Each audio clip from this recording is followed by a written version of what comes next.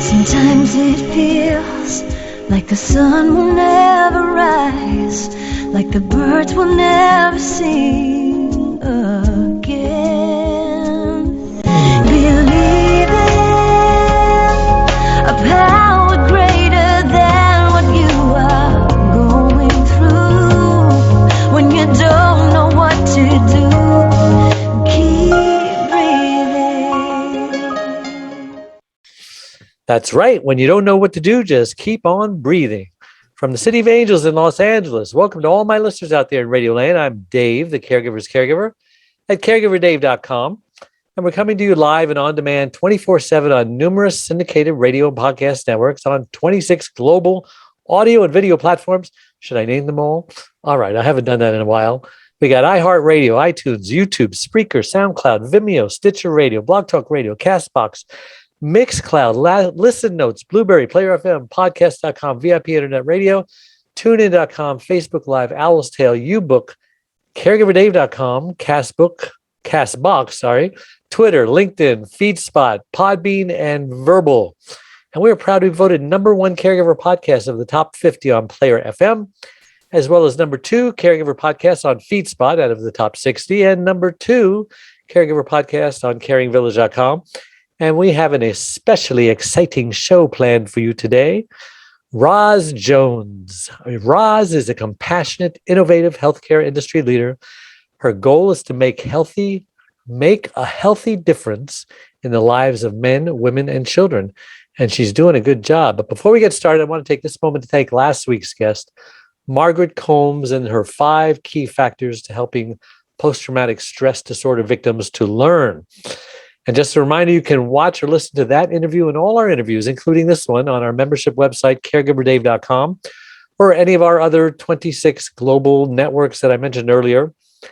And okay, enough of that. Now, through her extensive medical experience, Roz realized the urgent need for quality health care in her area. In 2009, she put her experience to work opening Jacksonville's Best Caregivers, a home healthcare agency providing one-on-one service to clients and to specialized care to the needs of each patient. She provides short and long-term in-home healthcare to Northeast Florida. Roz, welcome to the Caregiver Dave Show. We're so excited to have you on. Yes, I'm so excited to be on your show. I have followed you for years. Like, oh my God, I cannot believe. Years? How many years? Since I was knee-high to a duck. No, I'm teasing. I've been on 8 years. You haven't been around all 8 years, have you? I've been around for a while. And the part that I really love about you and your wife is that just because she's sick, she doesn't have to dress like she's sick. You have her dressed to, she is sexy in that. She is sexy, just sexy. She's, I love that. I love that. First of all, I have nothing to do with that. That is totally her. Well, honey, she's doing it here. Like that before, and I ain't about to change her. Yes, I love that. I do the same thing, but as you see, I'm still caring for people physically. And I tell people, just because you're sick, you don't have to look sick. That's a good point. I think I'll steal that from you. You can borrow and give me credit the first time. I have a private non-medical home health care agency here in Jacksonville, Florida, and I still physically take care of 2 clients, and I have other clients as well, virtually and here in Jacksonville. So when you say home health care, it's your home? I go into their homes. Oh, so you're in-house. Yes, I go into their... What do they call that? They call it home health care. Home health care, yes, sir. So I go into private homes and I also go into assisted living facilities. So I have 2 in assisted living and 3 in private homes. Wow. Is that a full load? I guess it is, huh? It is a full load, but COVID has not been kind because just like many other facilities, we have people that don't want to take the vaccination. Hey, I always like to ask my guests just who is ROZ Jones and why was she placed on this earth? ROZ Jones was placed on this earth. I thought ROZ Jones was placed on this earth to do television, but God saw it another way and said, well, you know what? Your plan is not my plan. Wow. And so in a matter of 7 days, my life changed, Dave. I was taking care of a elderly, one of the elderly mothers in the church. She asked me to go to the hospital with her for a 2-day surgery. The surgery went bad. So 2 days of care turned into 2 weeks of care at the hospital, turned into 6 weeks of rehab. And my life changed between Sunday to Sunday. Wow. Tell me about your pre-life in television. What was that all about? Pre-life in television, I taught at LSU for 7 years, and then I was a producer, an executive producer for ABC and ABC Sports. So I did a couple of little TV things. And Really? and then after that, I worked in Medicaid and Medicare, Part A and Part B, writing the information for claims so that your claims would process, so the doctors and hospitals would get paid. And then during that time is when that happened with the mother of the church, and my life changed, and I've been in it for more than 15 years now. Wow. So no regrets, huh? No regrets. No regret. Even on my most tired day, my most exhausting day, I could be tired as I don't know what. And my client will say, Rosalind, thank you. And that just makes me melt. Oh. Yeah, it makes me melt. Well, you are the real deal. My co-host Adrian is trying to connect. Hopefully she can. There she is. Hello, Adrian. Anyway, let's talk about various caregiver topics during COVID-19. How has COVID-19 made your life more difficult or more rewarding or more whatever? You fill in the blank. Oh, wow. COVID-19 had us going and taking tests weekly. If you go back on my Facebook page or on my Instagram page, we were tested every week. You personally had to test? Personally, and my staff. If you're like me with a sensitive, I just hate it. I'll sneeze 100 times after they stick that thing up my nose. You will? Yes. But there was some You times. mean you don't?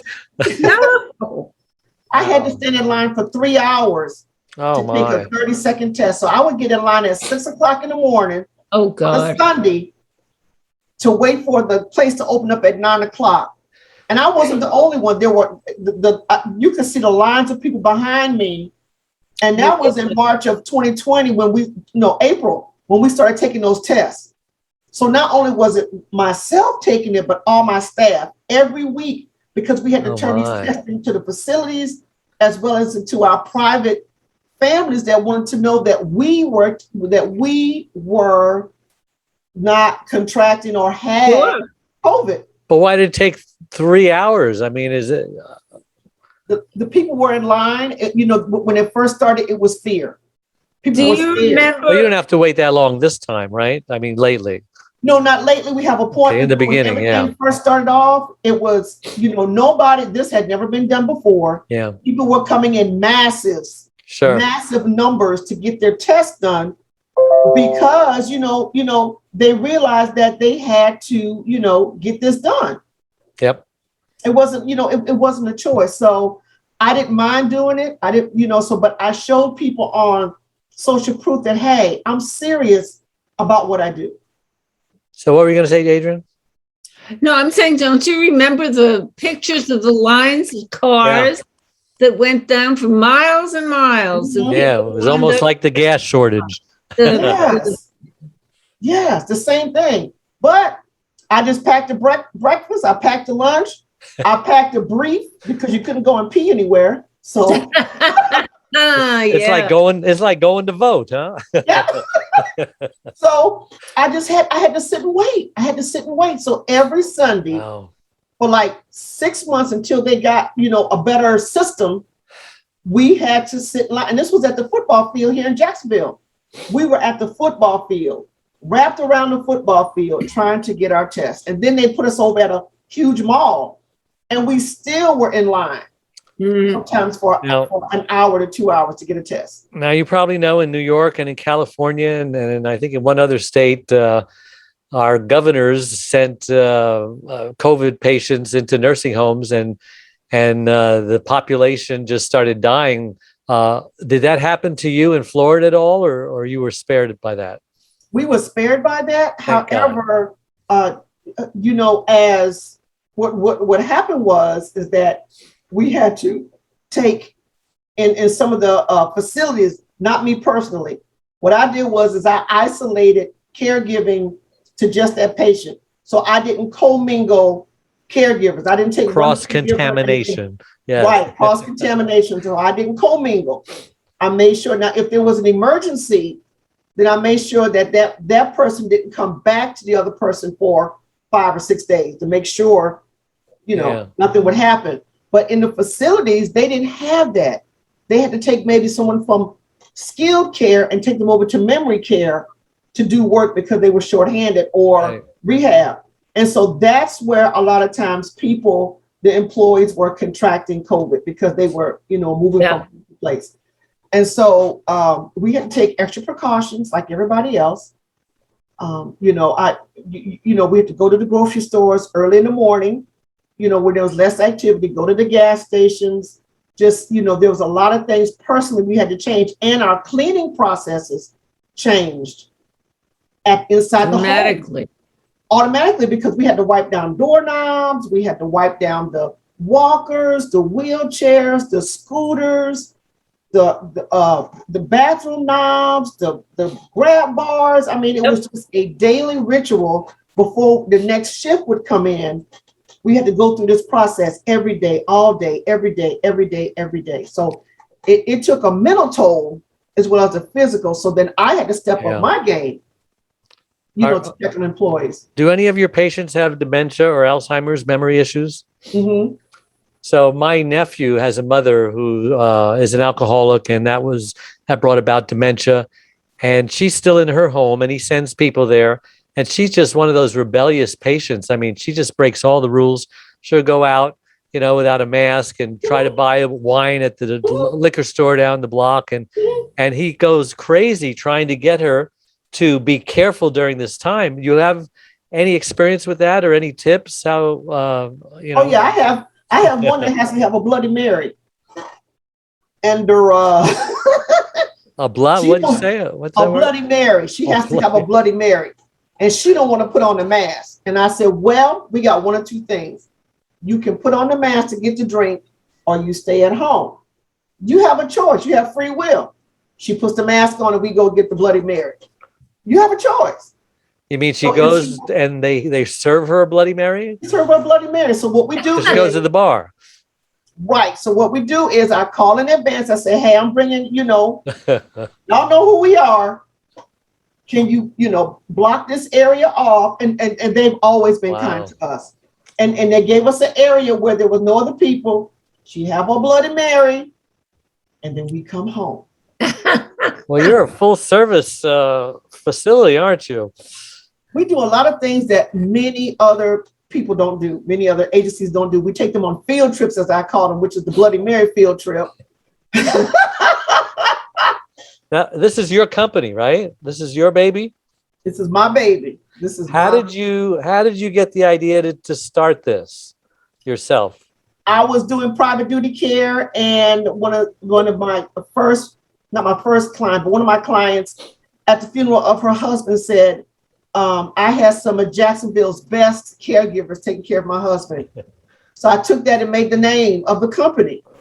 And that's how it came. And so we were doing things like, taking them to play bridge, taking them to, to family reunions, to funerals, to bar mitzvahs. We would travel with them. So there's a lot of things that we do. I want to say that 80 or 90% of my competition will not do. And just like if they want to go for a ride in their car, we put our sunglasses on, we put the sunroof back, and we go for a ride, honey. Like Thelma and Louise. That's awesome. So let's talk about mistakes. How do you avoid mistakes? All the times you can avoid mistakes. There are lessons to improve the quality of care. For next time, yeah. For the next time. For the next time. If I could turn back the hands of time for COVID, I would have been able to hopefully not have those clients confined to their apartments. The facilities wouldn't let them out, which was the wrong thing to do, because mentally, what it did to the patient, it confined them. They couldn't get out and walk. They couldn't get out and exercise. Yeah. I would have set up, this is ROZ Jones talking. I would have set up a routine or a schedule where, okay, A wing can go outside in the morning from 8 to 10 on this day. You know, B wing can go out on this side of the building. To allow them to come outside. They kept telling them the whole time, stay in your apartment, stay in your apartment. We're going to bring you food. They treated them like caged animals. Yeah. Lockdowns does not help. Not healthy at all. I would have personally changed that, because it impacted the physical part of the patient. It took away their independence. It took something away from them. And now we are still trying to recover from that residual from that damage. So how have you stayed healthy? I assume you never got COVID, or you did? Oh, no, Let me tell you something. In between each, How did you dodge all those bullets? in between each client, I come home and take a shower. What else? Yeah, Gotta be that's more what I than did. Really? Yeah, in between each client. And then How about your immune system? What are you taking? I was taking vitamins. And I still take vitamins. I would have to email you a list, honey, of all the vitamins. Vitamin C, vitamin D, zinc. C, D, fish oil, B12. You take zinc? Zinc. I took a couple of other ones. It was like 9 vitamins that I was taking every day. Sometimes You ought to market that. Seems to work. it did. And then I also too, I drank at least a minimum of 100 ounces of water every day. Water's so important. Right. And I washed my own clothes. I used a certain kind of soap. I know it's going to sound crazy, but I used a HyperCleanse soap that the surgeons use to wash their hands. I clean myself with it. That's me. And I asked my employees to use Dial soap. I didn't tell them to go to extreme that I did. But because I am the boss and I was going in between, I would make sure. And if I couldn't make it home, I had clothes in the car. I stopped taking my uniforms to the cleaners. I used to get them pressed with the military creases. I wash all my clothes at home now, because I don't know if my clothes are commingling with somebody else's clothes. Right. They have had COVID. So did you have to give up the double press thing?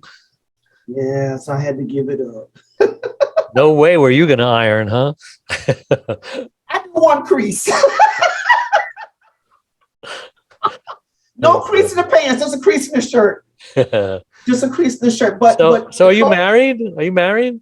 No, sir. I'm not married. No, sir. I'm not married. So you're a free woman. You're a free agent. Yeah. If you have any suggestions, let me know. Nothing tying you down. No anchor around your neck. No anchor. I have nephews. I have 2 nephews, and I have 3 godchildren, 2 boys and 1 girl. So you're happily single. Happily single. Good. Good. I try to tell people who are single, they're just so stressed out. I got to get a man. I got to get a woman. I said, why? I says, is your identity, wrapped up in another person? Love yourself first, and then it'll just happen. You won't even be looking for it. Now, trust me now, I love on myself all the time. I go get my pedicures and get de-hooved and get all the husk and stuff off my feet and get my hair done and all that kind of stuff. But, so far as, identity and worrying about, another person is going to make me happy, honey, I'm happy with me, myself, and I. Trust me. So what other self-care tips should we give these caregivers, since you're the expert? I want to let them know self-care is not, self-sacrifice is not self-care.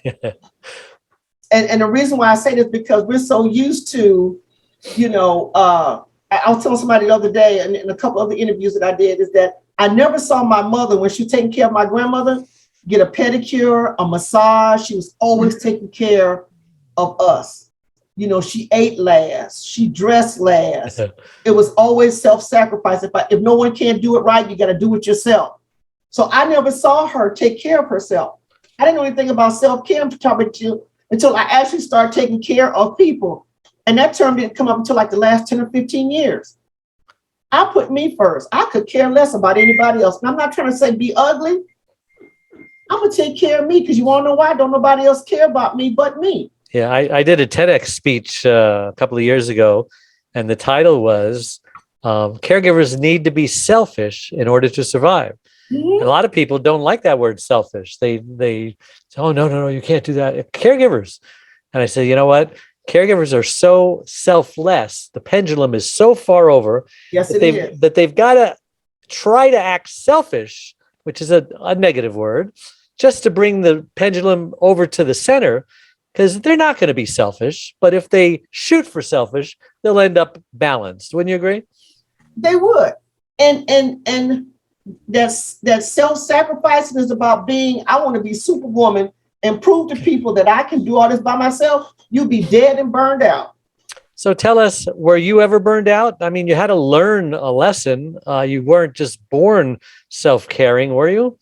No. Tell us about your burnout experience. Oh, let me tell you about my burnout experience. I was so burned out. When I first started this, I was going pillar to post, back and forth, back and forth. I looked like a tennis match, just going back and forth. I realized that I was burned out when I came home from a client one night and didn't remember how I got home. Wow. And when I got home, I sat in the driveway, and when I put the car in park, I went to sleep and didn't realize I was sleeping in the car. That's a danger Will Robinson moment. Yes, it is. At that point, I had to stop. So I took time off. I shut the phone off, and I said, from this point forward, this will never happen again, because I could have killed myself as well as somebody else on the road.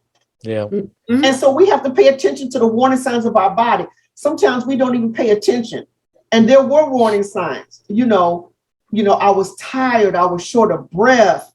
I was dehydrated. My bowels, weren't functioning like they were supposed. Just a whole lot of things that I ignored. My weight gain, different things like that. So go ahead. So we've got about 5 minutes left. Time goes really fast here, but talk about you mentioned before the storm, your NOAA process. What's that all about? The NOAA process is that this is Noah and the Ark, right? Yes. I had to realize that what I'm building is not just for me. What I'm building is to help others to understand the aging process. So what God has given me, I had to follow those rules. No matter what else other people are saying, I had to understand that no matter what, I had to stay grounded and rooted and bloom where I was planted. So wherever he put me, I had to make the decision to follow his instructions and to care for the people according to what he said, not according to what, what the government says. Yeah, there's some governmental rules we got to follow, but then there's also your care is not cookie cutter. The care is like your DNA. It's individual. It's for each individual person. Mm-hmm. Somebody might want spinach. Somebody might want, sweet potatoes. So I can't make everybody eat sweet potatoes and somebody eat, spinach. So I have to create a customized care plan for each person. So when I build, I have to build according to the needs of the people. So my NOAA experience was I have to build according to their needs. So that's what makes me also different from the other services, is that they just have a blank service. Across the board. It doesn't work. You really do sound like Jacksonville's best caregiver service. Yeah. The patients are miserable when you give them a cookie cutter experience. They're miserable. Yeah. Yep. So what, in the last 3 minutes, what do you want to say that I haven't asked you? And then give us, how we can get a hold of you. if you are asked to be a caregiver and you're not ready, say no.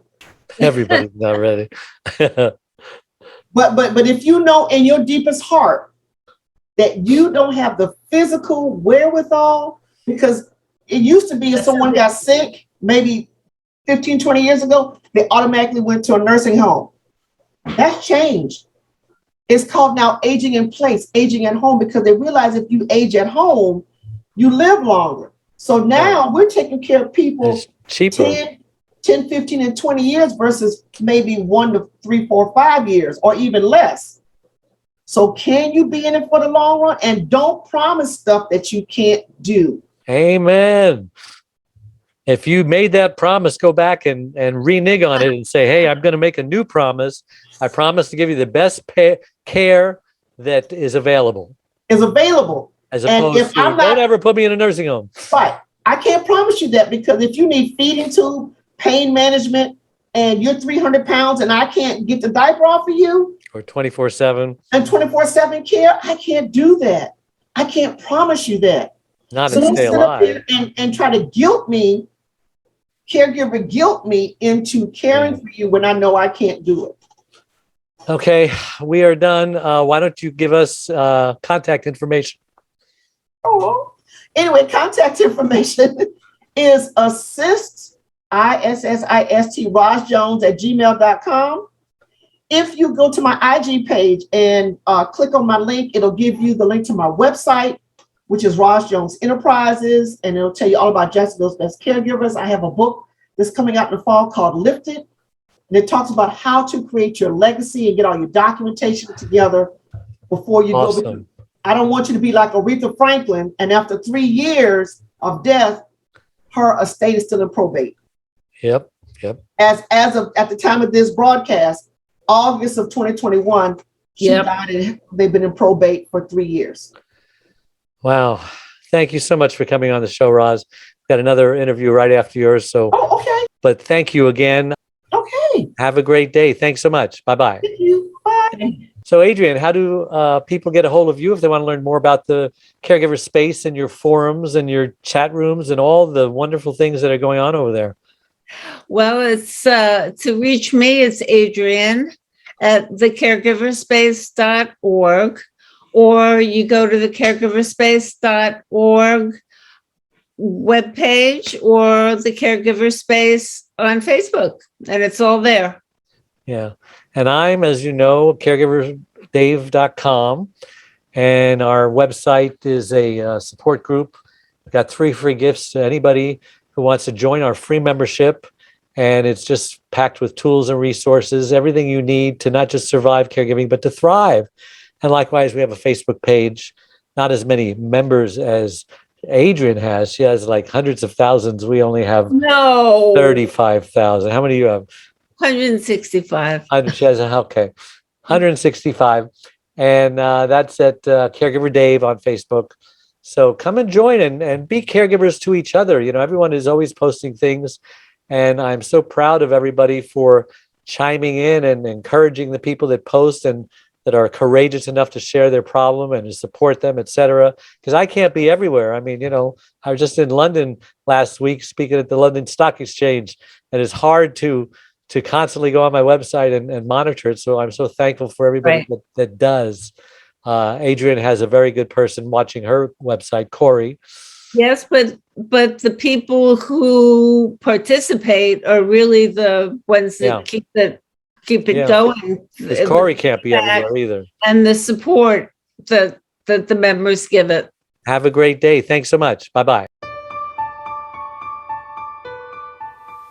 Anytime we suffer loss, we grieve. And a lot of people don't realize what even the grief process is. But it could be 5 to 7 steps ranging from denial, I don't believe this is happening, anger, oh my gosh, I'm so upset this is happening, to a form of bargaining, how can I get out of this, to depression, which is a very serious thing because that often leads to suicide. And then finally, after you realize you have no more control over your situation, and you're totally okay with the new normal that it brings, that wonderful, wonderful place called acceptance.